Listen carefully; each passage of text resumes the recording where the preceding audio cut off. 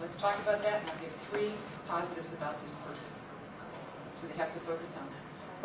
Barbara Fredrickson work at the University of Michigan says it's actually 5-to-1, and some of the work on marital couples shows that to balance off 1 negative interaction, you need 5 positives. Okay? So what that means is we need to be very attuned to and not blow off the fact if you end up in a negative interaction with somebody, contributing to it or being on the receiving end. So we have to take that seriously. The suck it up kind of metaphor, research-wise, it's not an easy one to do. Okay. So here's the range of what we're talking about. There's incivility, and here's one of the definitions from Anderson and Pearson, who've written a lot about workplace incivility. There actually is a book out on faculty incivility, too. I take that into faculty meetings with me. Put it on the table.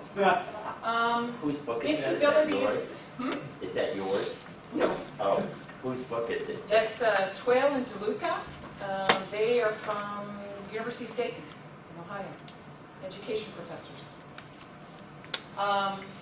Incivility is more sort of ambiguous kinds of behaviors. I think what's really interesting here is it's often what people will characterize as rude and discourteous behaviors. And it displays a lack of regard for others. What's really interesting is the notion of an ambiguous intent to harm.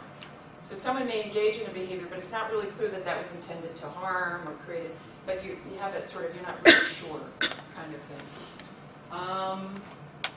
Let's go, I wanted to put this one, we're going to go all the way to bullying, which is at the extreme end, disruptive practitioner behavior. One of the things that has occurred in healthcare, when I first started doing research in this area in the early 1990s, where I saw most of the research was healthcare, and in medical schools and nursing schools and in healthcare settings. And the evidence was that there was a fair amount of abusive treatment of people lower in the hierarchy, usually. So what we saw was medical students reporting some pretty startling statistics on being mistreated by faculty within medical schools, and then when we went into healthcare settings, we could see that there was a hierarchy within the healthcare setting, so that medical students, the people that they were treated abusively by were not only clinical faculty, but also interns, residents, nurses, anybody a little higher up in the hierarchy.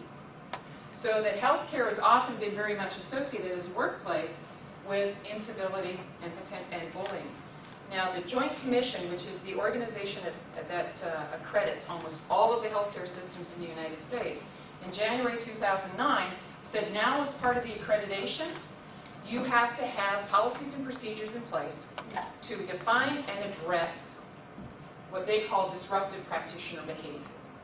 So the healthcare is really taking a huge lead on this. And by making it part of accreditation, that really got healthcare systems to move and move fairly quickly. Yeah? You have the specifics on where to find what you just said. Do I have specifics? On where I could find what you just said. Yeah, the Joint, you know what, you can easily Google Joint Commission. It's a huge manual. Yeah, yeah. Well, I can find some for you. Just email me. Okay. I'll give you my card at the end. How's that?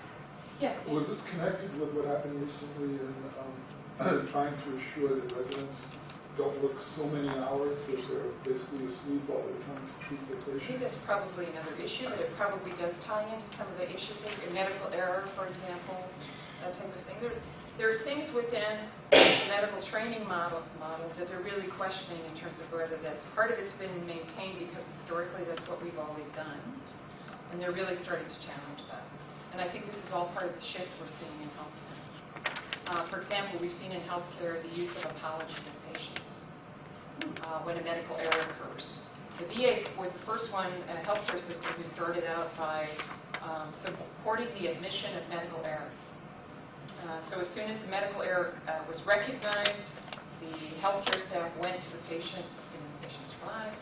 If not that, then the family, and identified the medical error, how they were responding to it, and then a very sincere apology. And they have found profound impacts on that in terms of patient family satisfaction, but also the drop in lawsuits. So it's a recognition that there needed to be some kind of human kind of connection, a very positive human connection. People wanted answers and they weren't getting it, so they figured, okay, I'll sue you, and then if I don't get the answer, at least I'll feel somewhat better. So they dropped, actually. I would have, I thought that would be more. This is interesting. Yeah, the anecdotal stuff from patients and families, they knew something was wrong. Nobody was talking about it. They got angry and frustrated about that, and they felt they had to force their hand. So the VA started that, and now a number of healthcare systems do it. The good news is, too, there's also spillover effects in terms of people learning from medical errors so that they don't occur again. Think about it, right? So disruptive practitioner behavior is chronic behavior. I think one of the key parts here is that it creates an atmosphere that interferes with the functioning of healthcare, in this case, healthcare staff. This is also just another name for what we often work with, which is what we call bullying. Critical features of bullying is it's repeated behavior. It's not usually the one-shot kind of aggressive action. It's a repeated behavior.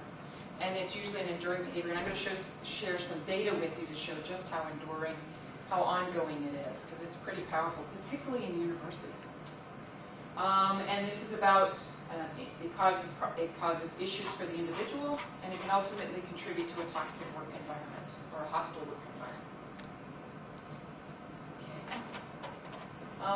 Just to give you some examples of behaviors, or the way we talk about them, there's the behaviors that we would consider threats to professional status, anything that has the asterisks or things that we found particularly to be true in academia. So threats to professional status, things like belittling opinion, public humiliation, excluding or ignoring people's views, undermining their authority, those sets of behaviors. Threat to personal standing. We see this less often amongst professors, because there's fairly strong norms in the academy about this kind of behavior, about name-calling, gossiping, although we certainly know that happens. But we're less likely to see it. And whenever anybody says to me, oh, so-and-so are out yelling at each other in the hallway, I'm like, where was I? I am never around when people are yelling in the hallway, because I'll tell you as a colleague what I might do with that. Dan? I'm sure you don't mean constructive criticism in terms of others. No, that's right. We do make distinctions, and I'm going to show you a definition from one university's policies about what it is not, to help get that clear. Isolation. This is actually exclusionary behaviors are some of the most frequent, regardless of organization. So preventing access to opportunity, physical or social isolation. So, for example, not inviting people to the work-related social event, that kind of thing. And we actually see that quite a bit. And think about it. That's a challenge to get your hands around, because you're not sure why it happened.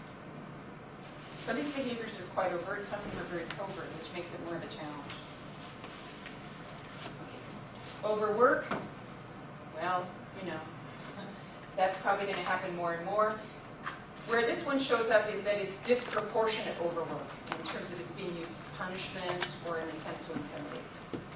Destabilizing, which is undermining somebody in terms of failure to give credit, meaningless tasks, removal of responsibilities, which actually is an interesting strategy that management will use if they have an employee they're having difficulty with, but they don't want to deal with it directly. They just start taking their responsibilities away from them.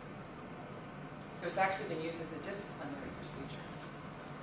And obstructionism, again, a popular one in academia, which is getting in the way of people's ability to do what they need to do. So, not returning phone calls and emails repeatedly. Now, the provost is sitting there going, wait a minute, I have, other people. Interfering or blocking with their work. Those are some of the strategies listed. Specific to the academy, this is a really interesting piece by Van Hert. And she talks about the different kinds of things that she has specifically seen in the academy. This is much more anecdotal, but the other stuff is not. So dismissive tones, exclusion, interruption, you can see that same kind of, those are much more specific kinds of behaviors. My favorite is the personal criticism and guided with criticism of your work. So I'm attacking your work because that's what we can do. We don't attack people's scholarly work. We critique their work, right? So sometimes, though, you get a pretty clear sense that what's being critiqued is you, not your ideas and all of that. It's hard, again, to sort that out. How much is legitimately critique of your work and what we support in the academy, and how much is being directed at you as an individual?